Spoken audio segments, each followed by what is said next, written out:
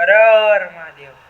તો મિત્રો, શિવજીને શા માટે જળાભિષેક થાય છે? તો ચાલો આજે હું તેમના મહિમા વિશે સમજાવું। તો એકવાર પ્રેમથી બોલો મારી જોડે, હર હર મહાદેવ।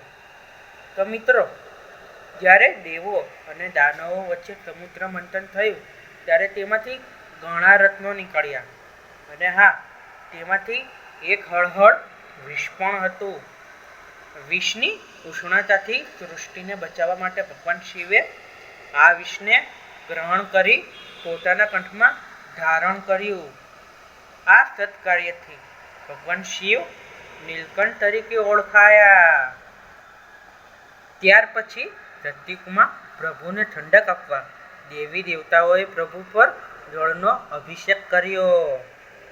ત્રેતા અને દ્વાપર યુગમાં વિષની ઉષ્ણતા દૂર કરવા ભગવાન પર દૂધનો અભિષેક કરવામાં આવ્યો, અને કળિયુગમાં આ વિષના પ્રભાવને દૂર કરવા માટે પ્રભુના ભક્તો તેમના પર જળાભિષેક કરે છે।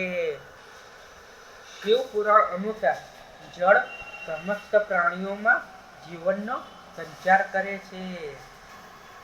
આ જળ સ્વયં પરમાત્મા શિવનું જ સ્વરૂપ છે, માટે શિવજીને જળાભિષેક કરવામાં આવે છે।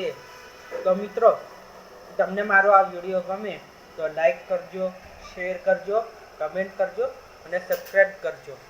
Thank you. અને એકવાર બોલો મારી સાથે, હર હર મહાદેવ।